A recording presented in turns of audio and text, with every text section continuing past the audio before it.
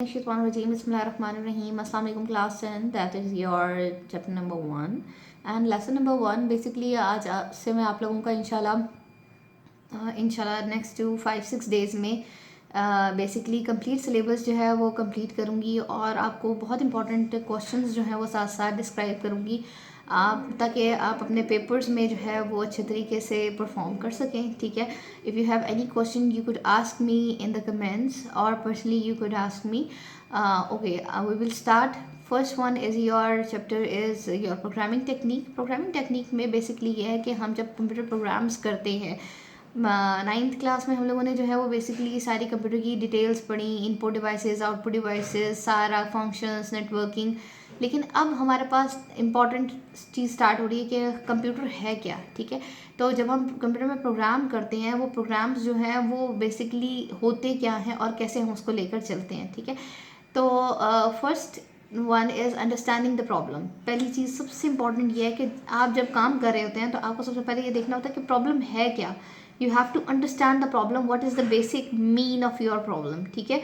तो उसके different steps हैं. First one is your defining problem. ये आपका लॉन्ग क्वेश्चन है, आपको लॉन्ग क्वेश्चन में आ सकता है. What are the steps, write down the steps of understanding the problem. तो आपको ये इसका आंसर लिखना पड़ेगा. ठीक है.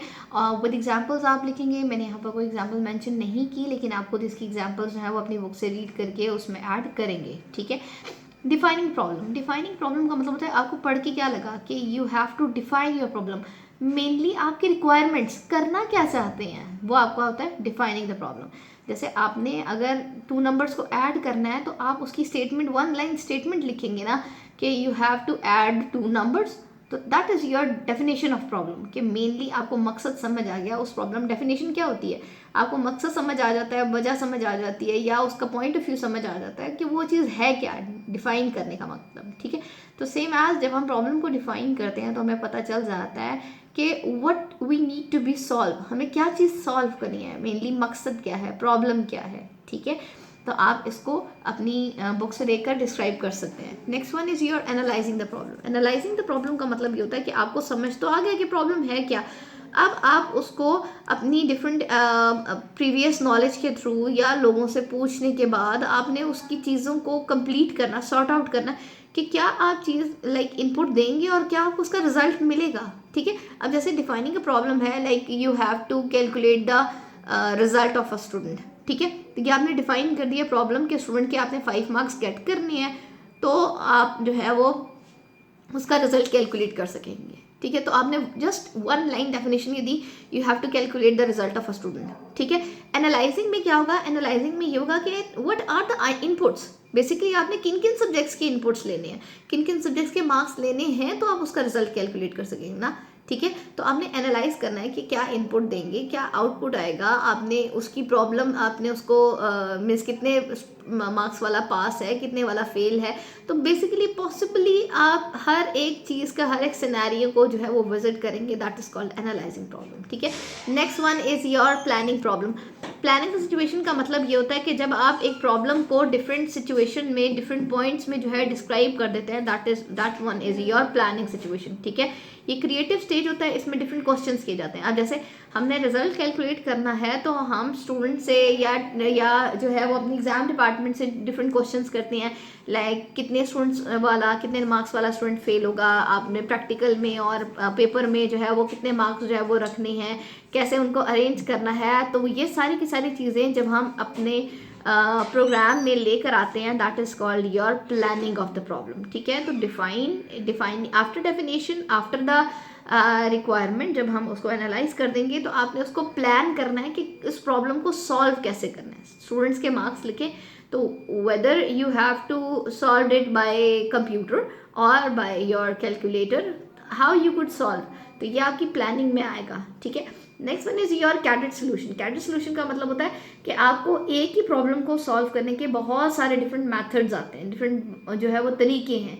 ठीक है. तो आपने उसमें से कौन सा तरीका ज़्यादा अच्छा है, इफेक्टिव है, करेक्ट है, उसको निकालना है, वो आपका कैडेड सोल्यूशन कहलाएगा. ठीक है, आपने ये प्लानिंग की।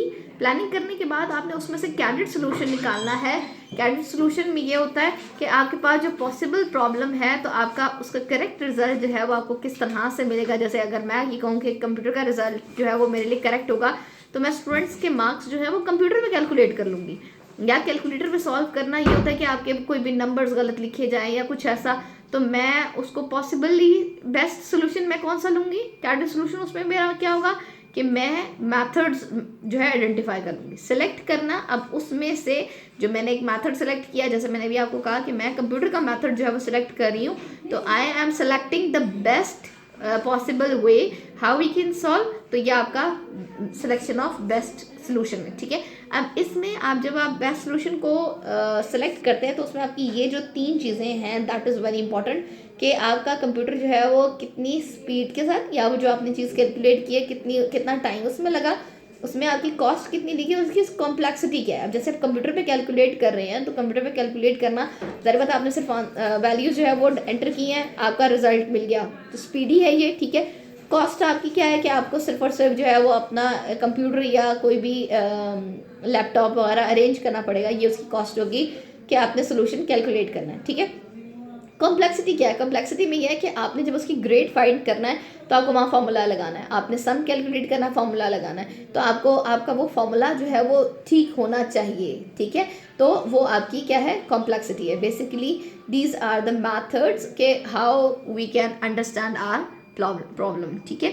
अगर आपको अभी कोई पॉइंट समझ नहीं आता तो आप मुझसे कमेंट्स में पूछ सकते हैं। Now we will start our next topic.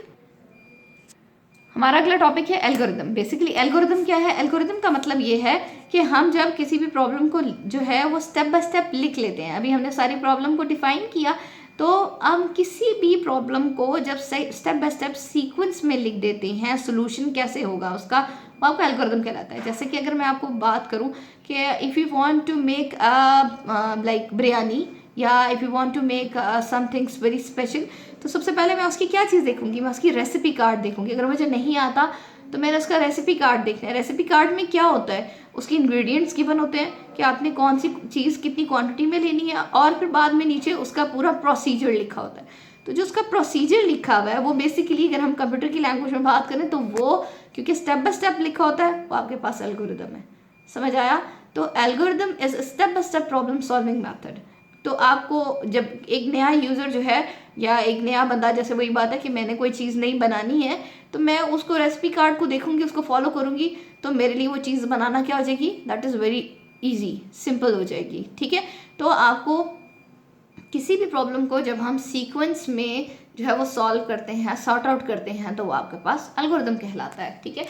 Flow chart क्या है, बेसिकली फ्लो चार्ट जो है, जब हम एल्गोरिदम को, ये जो मैंने एल्गोरिदम लिखा था, इस एल्गोरिदम को जब मैं स्टेप बाय स्टेप जो है वो पिक्चर की फॉर्म में, पिक्टोरियल फॉर्म में जो है वो रिप्रेजेंट करती हूँ, that one is called my flow chart, ठीक है। फिर तो आप ये कहेंगे कि पिक्टोरियल और the diagrammatic representation of your algorithm is called the flow chart, ठीक है। फ्लो चार्ट की कॉम्प्लेक्सिटी है, एफिशिएंसी है, फ्लो चार्ट बहुत इंपॉर्टेंट चीज़ है, तो आप उसको जो है वो अपनी बुक से फॉलो कर सकते हैं, रीडिंग कर सकते हैं, ठीक है। इसके बहुत सारे क्वेश्चंस हैं, मैं इंशाल्लाह क्वेश्चंस जो है वो जैसे ही कंप्लीट होता है तो मैं आप लोगों के साथ शेयर कर दूंगी नेक्स्ट वीडियो में। Okay, next one your basically ये सिंबल्स हैं कुछ, कि हम जब फ्लो चार्ट ड्रॉ करते हैं तो कैसे ड्रॉ करेंगे। First one is your start and stop symbol, जिसको हम ओवल में मेंशन करते हैं। तो इसका फंक्शन ये है कि जहाँ पर ओवल गिवन होगा तो हमें पता चल जाएगा कि यहाँ से वो आपका फ्लो चार्ट स्टार्ट हो रहा है या यहाँ पर एंड हो रहा है, ठीक है। इनपुट आउटपुट, कि जहाँ पर आपको कोई चीज़ इनपुट ले रहे हैं, हम इंग्रेडिएंट्स लाइक ऐड कर रहे हैं, तो वहाँ पर हमारे पास इनपुट होगा ना, और लास्ट में हमें जो रिजल्ट मिल रहा है वो आपका आउटपुट होगा, तो उसको हम पैरेललोग्राम में मेंशन करेंगे। प्रोसेसिंग का मतलब होता है हम जहाँ काम करते हैं, लाइक फॉर एग्जांपल अगर हम कंप्यूटर की बात करें तो कोई भी जब हम फार्मूला कैलकुलेट कर रहे होते हैं तो कैलकुलेशन जो है वो आपकी प्रोसेसिंग होती है, ठीक है। तो उसको हम रेक्टेंगल में मेंशन करेंगे।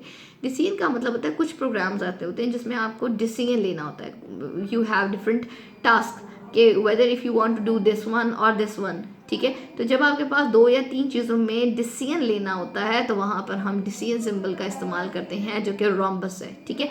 तो आपके पास इंपॉर्टेंट है फ्लो लाइंस जो है वो मेंशन करती है। जब हम फ्लो चार्ट बनाते हैं तो उसमें हमें पता चलता है कि हमारा प्रोग्राम किस सीक्वेंस से जो है वो चल रहा है, तो वो आपका कहलाता है फ्लो लाइंस। ठीक है, कनेक्टर क्या है? कनेक्टर ये होता है कि जब आपका पेज खत्म हो जाता है, क्योंकि हम यहाँ पर ये दोनों काम है, एल्गोरिथम भी और फ्लो चार्ट भी जो है पेपर वर्क होता है। ठीक है, तो जब हम पेपर पे ड्रॉ कर रहे हैं तो ऑब्वियसली फ्लो चार्ट में आपका कहीं पर वो ख़त्म हो जाता है पेज, तो जब ख़त्म होगा तो एंड पर हम जो है वो सर्कल का सिंबल कनेक्टर लगाएंगे, और जहाँ पर नेक्स्ट पेज से स्टार्ट करना है तो हमारे पास ये एरो सिंबल दिया हुआ है।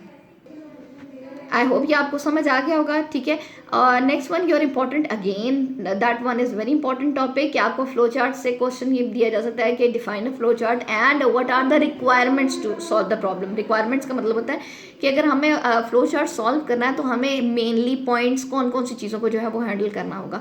तो first one is your input, कि हम सबसे पहला देखते हैं कि हमने कौन कौन सी वैल्यूज़ को इनपुट लेना है। हमने प्रोसेसिंग में होता है कि हमारा, अभी मैंने आपको बताया जैसे जो फॉर्मूला कैलकुलेट करना है वो आपका प्रोसेसिंग आती है।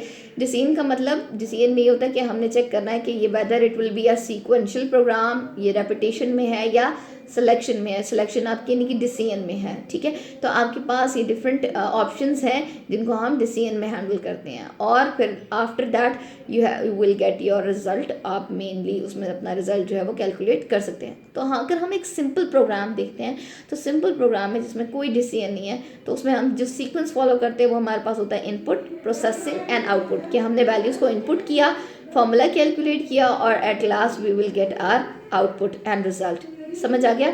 और आपके प्रोग्राम्स जो हैं फ्लो चार्ट के और एल्गोरिदम के बेसिकली आपकी बुक में गिवन है, उनको बहुत अच्छे तरीके से जो है वो रीड आउट करें, उनको समझें। अगर आपको समझ नहीं आती है तो मैं आपको एक वीडियो में जो है वो भी रीडिंग करना कि उसको आपको फ्लो चार्ट को बनाना कैसे है, समझना कैसे है, वो बता दूँगी। ठीक है, अल्लाह हाफ़िज़।